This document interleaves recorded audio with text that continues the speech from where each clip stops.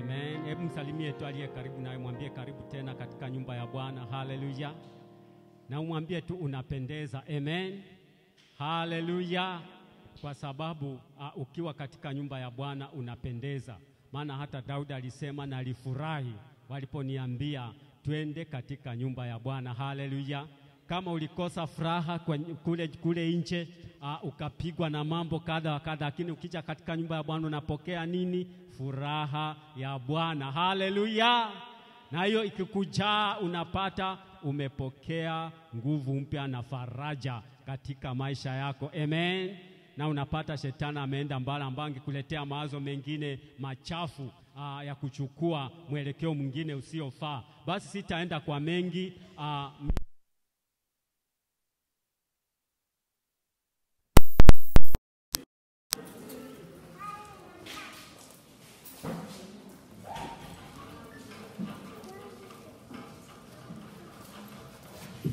Haleluya. Nashukuru fursa hii kusimama mbele yenu. Si jambo la kawaida.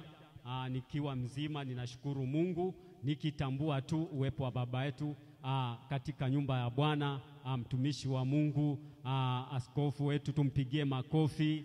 Haleluya. Amen. Basi tupigie pia mapastors wengine wanaohudumia nyumba hii makofi. Na wewe chipikie makofi kwa kufika katika nyumba ya Bwana. Haleluya. Na tumpikie Bwana Yesu makofi. Haleluya. Ni kwa ajili yake tuko mahali hapa leo. Amen. Hatuko hapa kwa kusudi lingine. Amen. Tuko hapa kumuinua yeye, kumwabudu yeye, kwa sababu alisema nyumba ya baba yangu itabaki tu kuwa nyumba ya sala. Haleluya. Na anahitaji kuona tukileta hizo sala kwa nyimbo, kwa sifa na hata kwa matoleo yetu. Amen. Warumi inasema ya kwamba Paulo akasema ni kitu gani kitanitenga na Bwana Mungu wangu. Haleluya. Kwa sababu inaonekana ya kwamba huyu Paulo alikuwa na upendo mwingi sana kwa Mungu wake. Akaona kwamba hakuna chochote kile kinaweza kumtenga na Mungu wake. Je, ni vile vitu tuko navyo? Haleluya.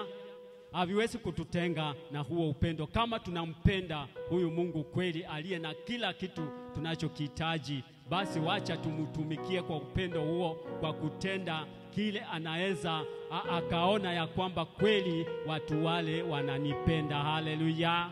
Na wananipenda kutoka ndani ya mioyo yao, bali sio nje tu. Amen.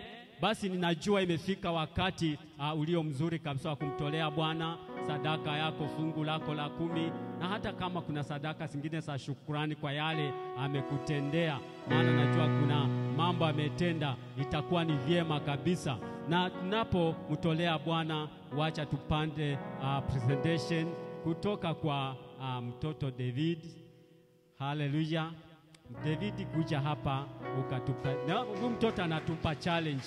Anapeana watoto wengine changamoto, na tunahitaji mtoto huyu aendelee kukua hivyo, akiendelea kumtukuza Mungu, kumsifu Mungu na kumjua Mungu. Itakuwa ni vyema sana. Karibu.